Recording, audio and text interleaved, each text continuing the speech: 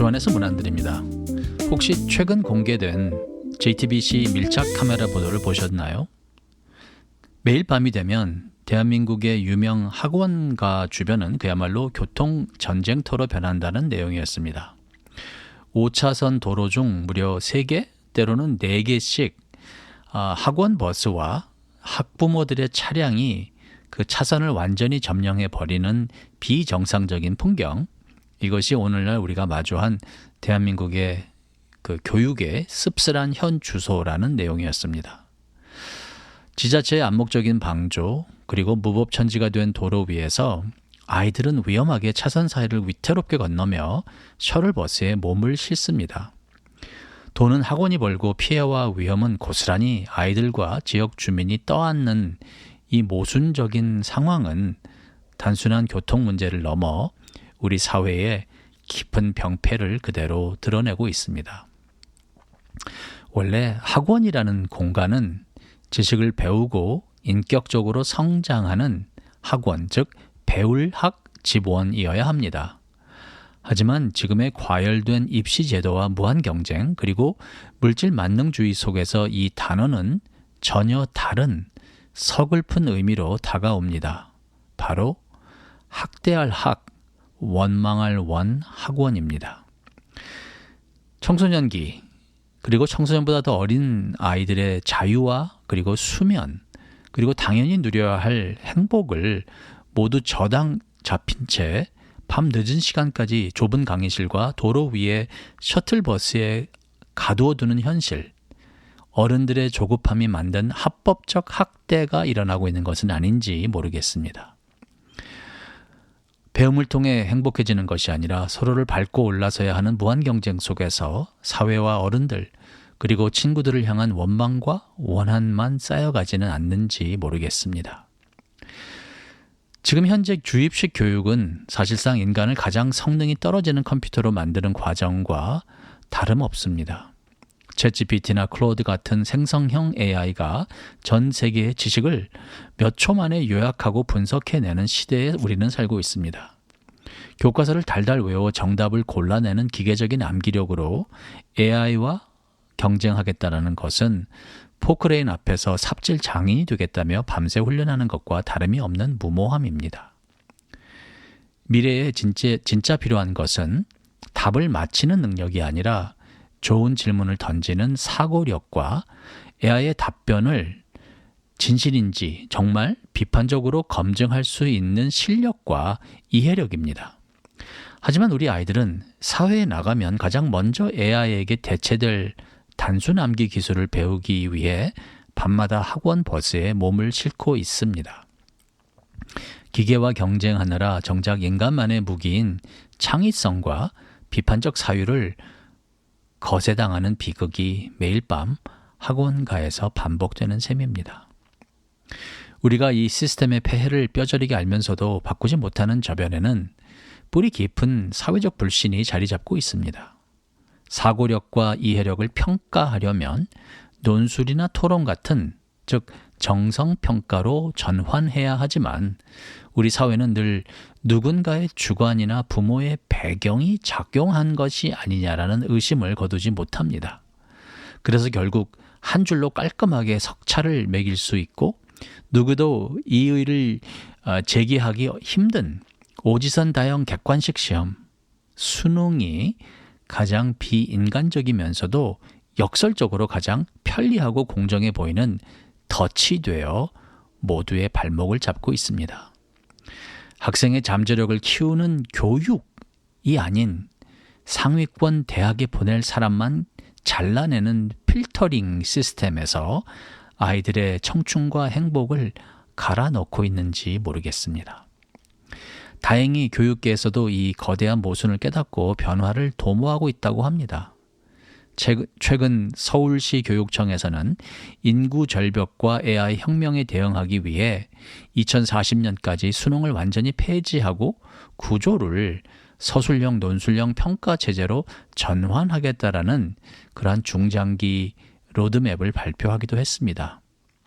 채점의 공정성 시비를 차단하기 위해 AI 채점 시스템을 도입하겠다는 구상까지 포함해서 말이죠. 하지만 제도적 변화보다 더 시급한 것은 우리 어른들의 인식 전환일 것입니다. 좋은 대학 간판이 인생을 보장하지 않는다는 것을 고용시장과 사회 구조가 먼저 증명하지 않는 한 시험 제도가 바뀌어도 학원가는 또 다른 형태의 쪽집게 기술을 개발해 아이들을 옥죄어 올 것이 분명하기 때문입니다. 문득 도덕경에 나오는 노자의 오랜 가르침이 떠오릅니다. 위학일익 위도일손, 즉 배움을 구하는 자는 날마다 더하고 도를 구하는 자는 날마다 덜어낸다는 말입니다. 지금 우리의 교육은 오직 더하기만을 강요합니다. 아이들의 머릿속에 지식을 더하고 이력서에 스펙을 더하고 부모의 마음에는 불안을 더합니다. 하지만 인생의 진짜 본질과 지혜를 찾아가는 과정은 오히려 세상의 욕심을 덜어내고 남들의 시선을 덜어내며 내 힘으로 미래를 통제하려는 그 불안을 덜어내는 데 있습니다. 이 덜어냄의 지혜는 비단 철학만의 이야기가 아닙니다. 세상의 패턴을 거슬러 올라가야 하는 우리 그리스도인들에게는 어쩌면 더욱 무겁게 다가오는 영적 과제이기도 합니다. 여기서 우리 그리스도인들은 한 걸음 더 나아가 정직한 질문을 던져야 합니다. 세상이 만들어 놓은 이 거대한 경쟁의 굴레 속에서 과연 우리는 세상 사람들과 무엇이 다른가 하는 점입니다. 성경은 고린도서와 로마서 등등을 통해 너희는 이 세대를 본받지 말고 오직 마음을 새롭게 함으로 변화를 받으라 하고 끊임없이 경고하지만 솔직히 우리 역시 이 세상의 패턴에 너무나 깊이 동화되어 있음을 고백하지 않을 수 없습니다. 우리는 아이의 행복과 안정이라는 이름으로 세상이 말하는 그 스펙과 성공을 은연중에 우상화하고 있는지도 모릅니다. 지금 남들처럼 달리지 않으면 내 아이만 낙오될지 모른다는 세상의 결핍과 두려움의 문법에 갇혀 아이의 평생을 책임지시는 하나님의 공급하심과 주권을 망각하곤 합니다. 그 결과 믿음의 가정에서조차 아이를 그리스도의 제자로 빚어가는 영적 성품보다 좋은 대학 간판을 위한 학업 스케줄이 모든 우선순위의 맨 꼭대기를 차지하지 않나 모르겠습니다.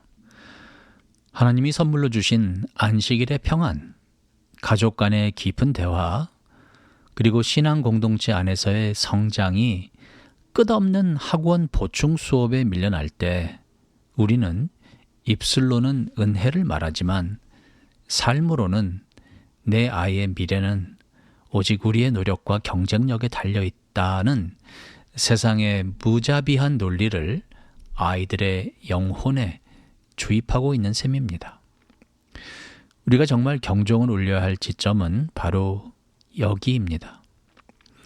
우리의 일주일 시간표가 부모인 우리의 내면을 지배하는 불안이 그리고 우리가 정의하는 성공한 인생의 기준이 이 세상과 한치도 다르지 않다면 우리는 마음을 새롭게 한 것이 아니라 그저 세상의 야망에 신앙의 언어를 덧칠한 것에 불과할지도 모릅니다. 아이들을 세상의 소모품이 아닌 하나님의 사람으로 키워내기 위해서는 세상이 모두가 당연하다고 말하는 이 숨 막히는 질주를 멈추어 설 수 있는 영적인 반역과 믿음의 용기가 필요한 줄 믿습니다. 그럼에도 이 거대한 모순을 이야기하면서도 제 마음 한 구석이 내내 무거운 이유가 있습니다. 솔직히 고백하자면 만약 제가 지금 당장 그 치열한 학원과 도로 한복판에 서 있는 부모라면 저 역시 남들과 다르게 행동할 용기가 있었을지 전혀 장담할 수 없기 때문입니다. 당장 내 아이의 미래와 성적이 걸린 현실 앞에서 혼자만 담대하게 우리는 이 질주를 멈추겠다고 선언하는 것이 얼마나 피를 말리는 외로움 싸움인지 잘 알 것 같습니다. 저 역시 여러분에게 이 숨막히는 시스템을 단번에 탈출할 멋진 비상구나 명쾌한 해답도 제시해드리지 못합니다. 어쩌면 우리는 모두 이 구조적인 덫에 함께 걸려있는 서글픈 동지들인지도 모릅니다. 하지만 정답을 몰라 함께 불안해하는 부모님들의 손을 잡고 이 한 가지만은 꼭 나누고 싶습니다. 결코 스스로를 자책하거나 죄인처럼 여기지 마셨으면 좋겠습니다. 아이를 사랑해서 아이에게 더 나은 미래를 선물하고 싶어서 밤낮으로 고민하는 그 마음은 절대 잘못된 것이 아니니까요. 우리가 당장 이 거대한 학원 버스의 행렬을 멈출 수는 없을지 모릅니다. 오늘 밤에도 여전히 아이를 학원 앞에 내려주어야 할지 모르겠습니다. 하지만 어쩔 수 없이 세상의 문법을 따르면서도 마음으로는 끊임없이 미안해하고 대안을 고민하는 그 부모의 아파하는 마음 그 자체가 이미 아이들에게는 세상과 다른 공기를 마시게 하는 시작점일 수 있습니다. 완벽한 탈출은 못하더라도 학원에서 돌아온 아이를 안아주며 성적보다 너라는 너의 존재가 훨씬 소중해라고 말해줄 수 있는, 말해주는 그 작은 숨구멍 하나, 일요일 하루만큼은 온전히 세상 짐을 내려놓고 함께 웃을 수 있는 작은 안식처가 아닐까 싶습니다. 그래서 지금 당장 우리가 줄 수 있는 건 거창한 교육 혁명이 아니라 이 작은 틈새일지도 모르겠습니다. 그 틈새를 통해 하나님의 은혜가 흘러갈 것이라고 믿습니다. 당장 완벽해지지 못하더라도 그 자리에서 버텨내고 계신 모든 부모님들을 진심으로 응원하고 싶습니다. 마땅한 답도 없으면서 해안도 없으면서 괜히 부담을 드린 것 같다라는 생각도 스쳐가지만 그 JTBC 뉴스를 보면서 답답한 마음을 좀 풀어내고 싶었습니다. 우리는 오늘 아이들에게 무엇을 물려주고 있습니까? 자문해 봅니다. 선행학습이라는 거대한 흐름에 뒤처질까 봐 불안해하고 1등 지상주의가 만들어낸 굴레 속에서 우리 아이들의 마음은 어쩌면 소리 없이 멍들어가고 있습니다. 5차선 도로 한가운데 서서 위험천만하게 차를 타야 하는 아이들의 모습은 어쩌면 위태로운 경쟁사회의 벼랑 끝에 몰린 청소년들의 심리적 상태를 그대로 보여주는 직관적인 장면일지도 모르겠다 싶습니다. 진정한 교육, 배움, 성장, 성화 이러한 것들은 아이들을 위험한 도로 위로 가혹한 경쟁 위로 내모는 것은 아닐 것입니다. 아이들이 마음속에 원망이 아닌 스스로 자원하는 심령으로 피어나는 학습의 즐거움으로 채울 수 있도록 이제 우리 어른들과 사회가 그리고 세상과 다르게 하나님 나라의 실체를 살아간다고 자처하는 우리 크리스찬들이 먼저 기본적인 성찰로 조금씩이라도 그 틈새라도 변화를 시작을 하면 정말 좋겠다 싶습니다. 이제 묵상을 마칩니다. 오늘도 우리 주 예수 그리스도를 육신의 눈으로는 보지 못하지만 말씀과 기도 가운데 영안이 열리며 그래서 믿음의 눈으로 바라보시며 우리 주 예수 그리스도 재림하시는 그날 부끄럽지 않은 오늘과 내일을 살아가시는 주님의 귀한 성도님들에게 우리 하나님의 놀라우신 은혜가 함께 마시길 간절히 축원합니다. 제가 오늘 나누고자 하는 찬송가는 찬송가 313장 내 임금 예수 내 주여인데요. 전통적인 찬송가를 현대화한 그 찬송입니다. 내 임금 예수 내 주여 이 죄인이 주님 앞에 한없는 은혜 받고서 내 생명 모두 드리오니 그 풍성하시는 종을 주 내게 내려주소서. 내 임금 예수 내 주여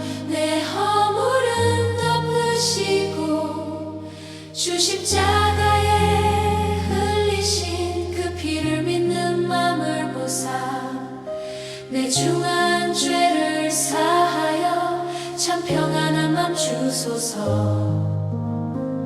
오 나의 왕 나의 주 예수여 십자가 보혈로 날 구원하셨네.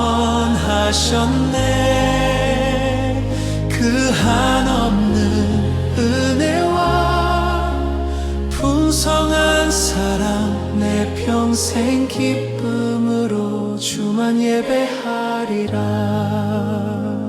내 임금 예수 내 주여 주 은혜 감격하여 한없는 감사 찬송을 내 주님 앞에 드리오며 내 맘과 정성 다하여 늘 기뻐하며 살리라. 내 임금 예수 내 주여 이 마음과 이 천한 몸 그 법의 피로 값주고 주친이 사신 몸이오니 나 이제 사나 죽으나 주 뜻만 따라 살리라. 오 나의 왕 나의 주 예수여 십자가 보혈로 날 구원하셨네.